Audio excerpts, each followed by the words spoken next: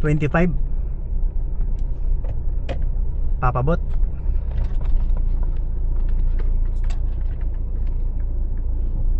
Cordal City, I'm your papabot, the best papa in town.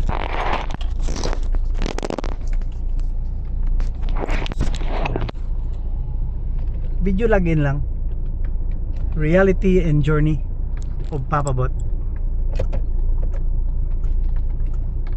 travel vlog and righteousness, the real person that you can be. You see, thank you for watching another episode. Yeah, August 12, 2025. God bless you. This is Cordal City.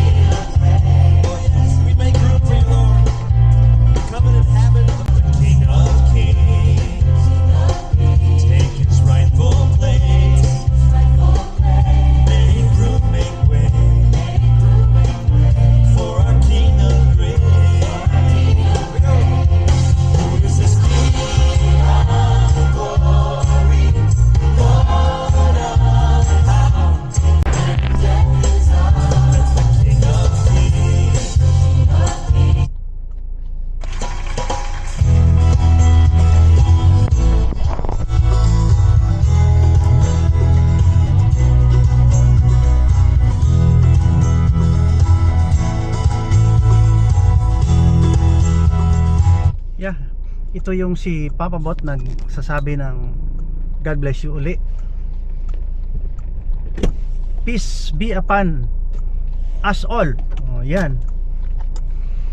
Dito tayo sa lugar na Southern Mindanao, Philippines. Mindanao, the most promised land of God. Walang gutom. Walang gutom. Kaya nare-record ko ang impression ko, ang reflection ko everyday, anywhere. O bukas travel na naman kami outside Mindanao. Alam mo, parang ayaw ko na mag-travel na naguguluhan ako. Malamig, malamig. Ang dala ko warmer. Ito warmer sa likod ko. Kasi matirik ang araw ngayon. I dried them all. Talaga. Oh, half day na. Oh, kinuha ko na dahil parang sabi ng Google 25% rain in Cordal City. Ayan. Lumabas ako ng bahay baka wala akong madampot pagdating ko doon, basa. Bukas ang alis namin, God bless our trip. And your journey too. God bless your trip too. Yan. Ako lang, ganyan lang ako.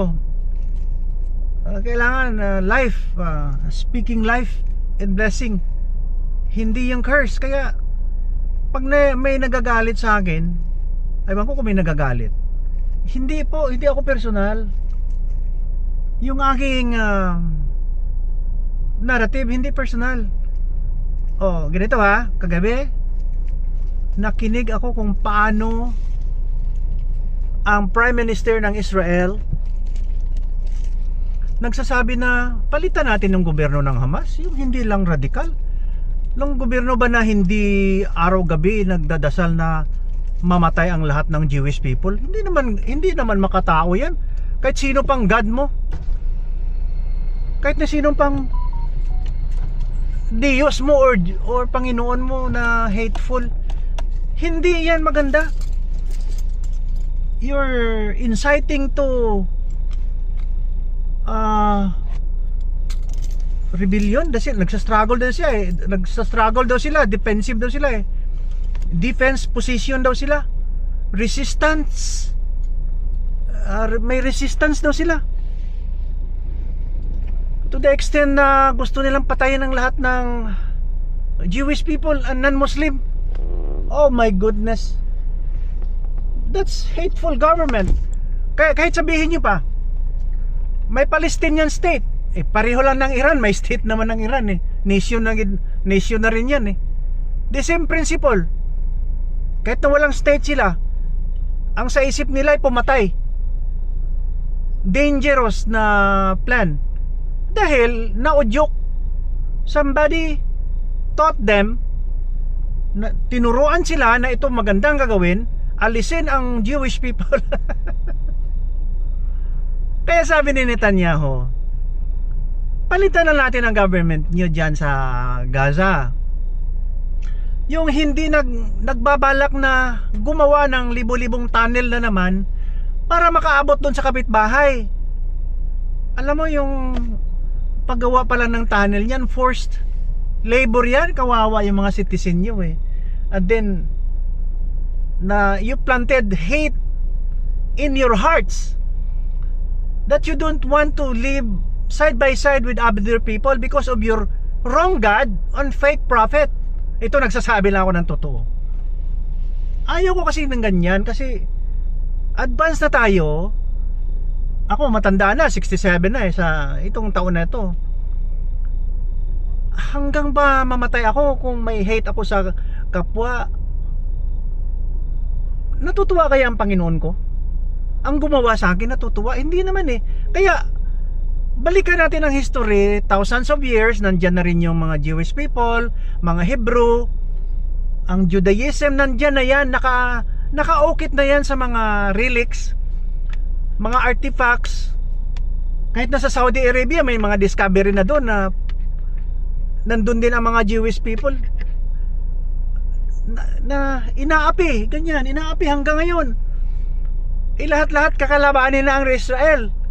Oh my goodness. Naisabi yan sa Holy Bible. Pag ginawa nyo yan, matitikman nyo. Darating yung katawan uli ng ating Panginoon Hesukristo, kasi naniwala ako totoo yung Holy Bible Walang karahasan dyan Sabihin nyo may karahasan, hindi. Story of the old book lang yan. But we have to follow ngayong civilization na advance tayo. May mga AI na tayo, advance na tayo. We can make this world a very small one for all of us, but large for everybody to enjoy. Kasi AI, artificial intelligence, ginagawa nating absolutely idiot. Ganun ba? Ganun ba pagkaintindi natin hanggang ngayon? Idiot tayo? Moron? Low intelligence? Kaya nakikinig lang ako. Grabe, gira dito, gira doon, armas dito, armas doon. For what? Tunnel dito, tunnel doon. Dyan sa Middle East. Aywan ko, kasi dito sa atin maraming mga missionary, Muslim missionary, nagtuturo ng magandang asal, mga moderate. Christian missionary, nagtuturo ng magandang asal, mga moderate.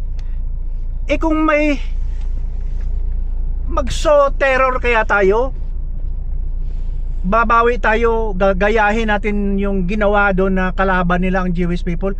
Kung may gagawa dito sa atin, kalabanin natin lahat na nagjijihad, kalabanan natin. Wala nang love yan. Walang love. Hindi ako maniwala na may love yan. Walang pagmamahal yan. We are useless people. Kaya sabi nga ni King Solomon, this life is in vain. Vain. Parang walang halaga. Just like chasing the wind. Parang wala tayong direksyon dahil there is a God. Talaga. Good God, hindi bad God. Yeah?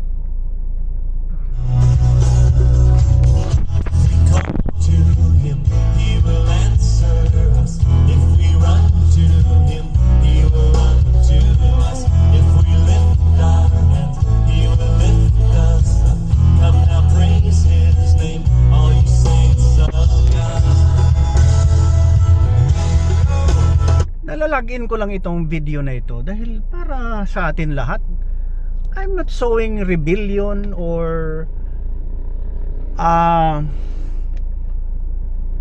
anong tawag yan, yung hate na yan na genocidal. Huwag ka magbitiw ng ganyan. Speak life, speak blessing, hindi hate and killing. Armas for what? Mabuti na lang kung ang armas mo talagang destructive. Kung babalik sa'yo, may missiles ka tapos nagkamali, bumalik sa'yo, di patay ka. Wala namang tatagal sa mundo, my goodness. Mag-transact muna tayo dito. Ano kaya, dalhin natin to? Naka GoPro ako eh. Nandito yung isang aking mas matindi to dahil bago to, hindi ba? Siguro makagawa pa ako dito ng mga 200 video login na 200 na araw o isang taon araw-araw. Bagong bili bagong bigay. Ito bagong bigay din yung GoPro ko eh. Bahala na, basta importante ginagawa natin yung tama, ha?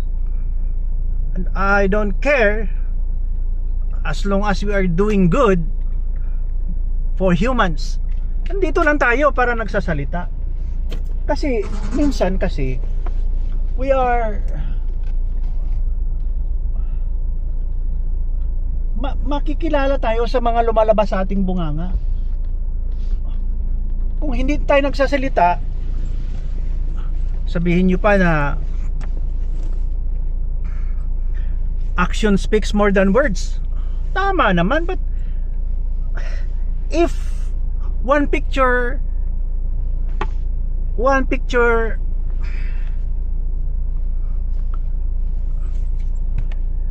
is worth 1,000 words, how much more if you talk? It's not only a picture, so it's million meaning. I'm speaking to you. Pag lumalabas sa bunganga, kaya nilalagin ko ito, tama ito.